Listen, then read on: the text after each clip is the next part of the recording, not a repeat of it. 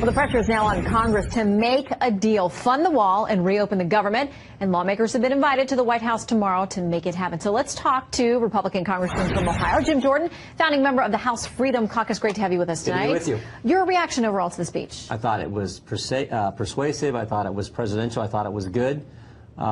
This whole idea that this is somehow a manufactured crisis the Democrats keep talking about is crazy. I mean, have they not seen this whole caravan phenomena play out over the last several months? The numbers Trace Gallagher just gave on the thousands of people who've showed up at the border, those with criminal records, those with possible ties to terrorist groups, the drug problem, the gang problem, the human trafficking problem.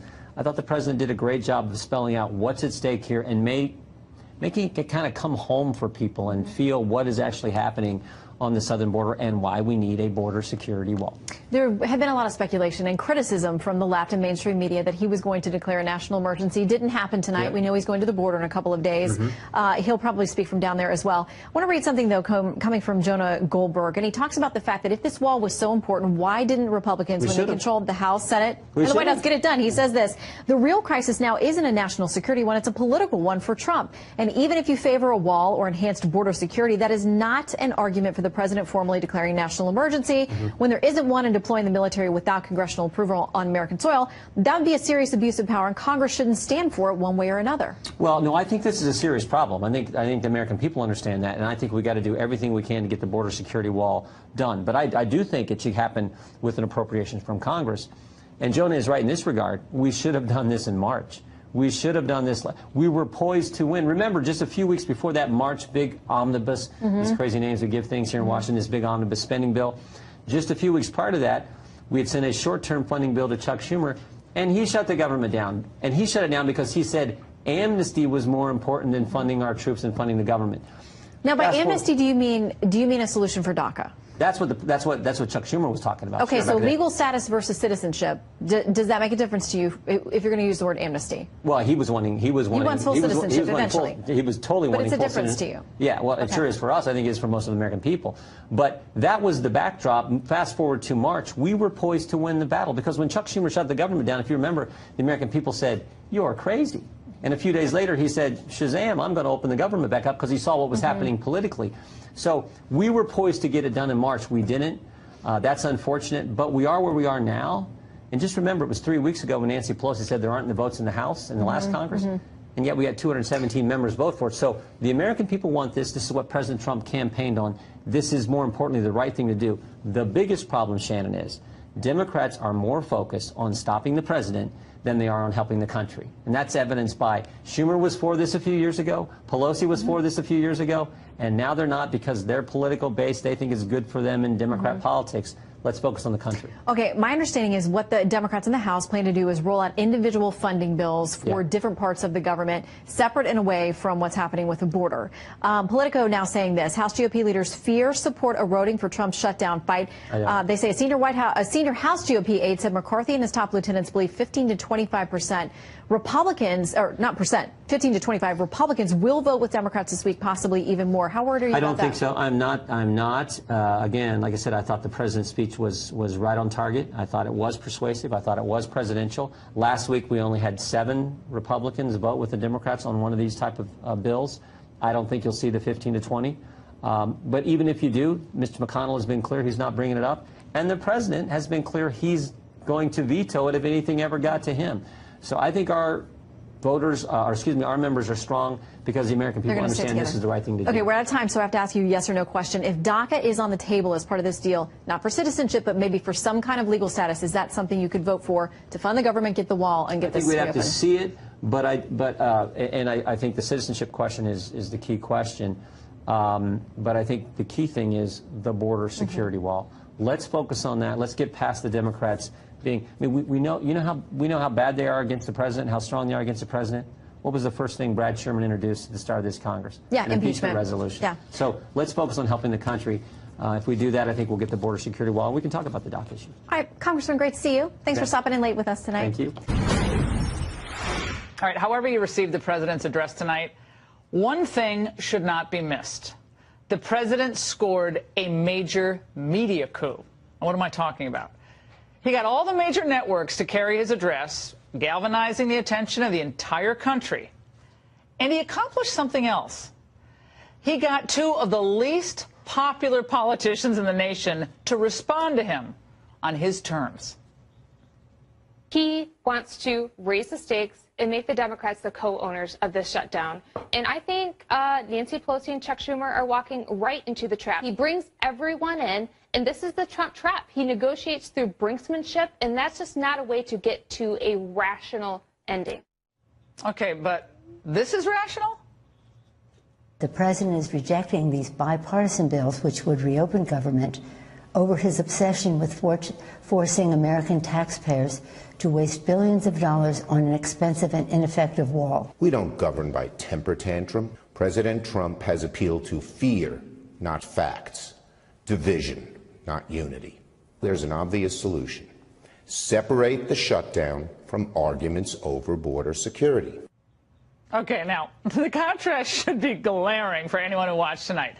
The president was really sober in his address. He was extremely serious. And he genuinely believes that a wall is needed as part of a larger border security policy. That's what he campaigned on. That's what he won on. Democrats do not give a damn about securing the border. For them, this is all about scoring political points. And, of course, about 2020. We have always been willing to talk to the president about border security, and many of us have supported some pretty massive investments in border security in the past.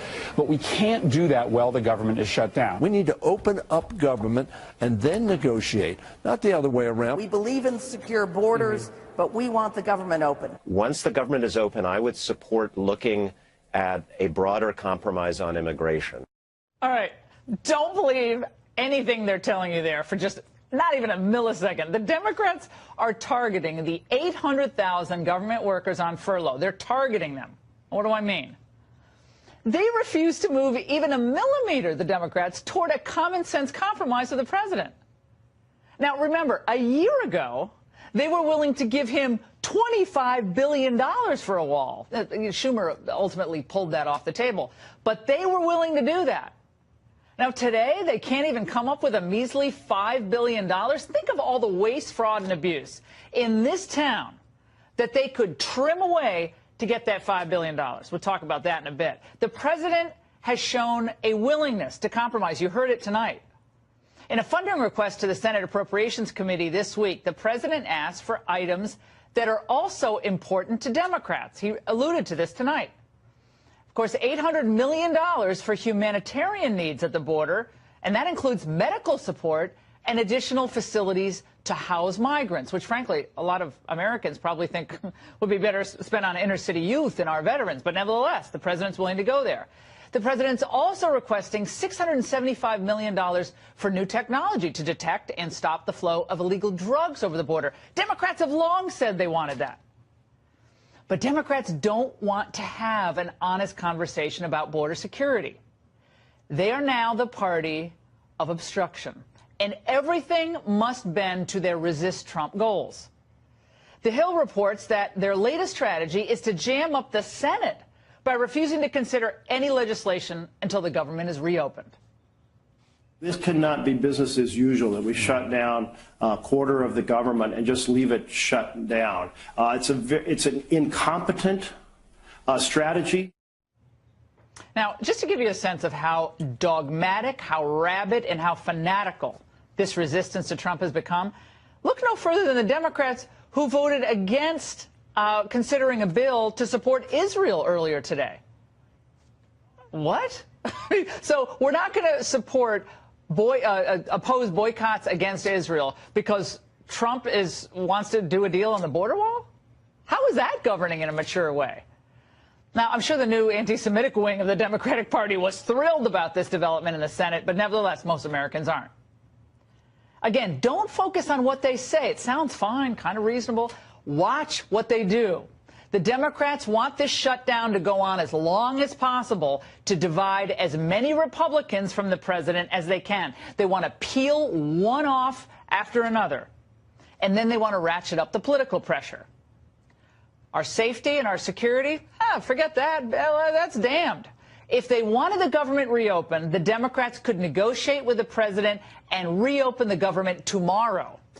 He's already compromised on the structure of the wall, and he's dropped his asking price, as we know, way down. And while the Democrats feign concern over spending a few billion on the border wall, $5.7 billion, the coastal wonder twins of their party, Governor Newsom of California and Mayor de Blasio of New York, have all kinds of money. They find pots of money for the health care of illegal immigrants. We will never waver in our pursuit of guaranteed health care for all Californians. Health care is a human right. In this city, we're going to make that a reality. In this city, we're taking that ideal and putting it into practice. From this moment on in New York City, everyone is guaranteed the right to health care.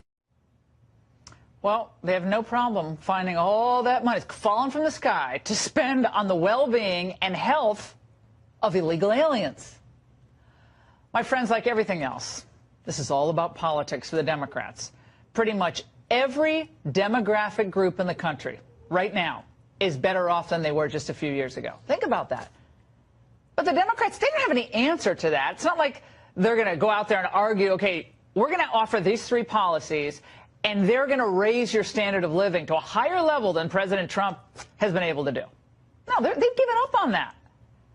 All they have to run on is this shutdown and their opposition to the wall. Oh, sorry, and Trump's a racist. That's all they have.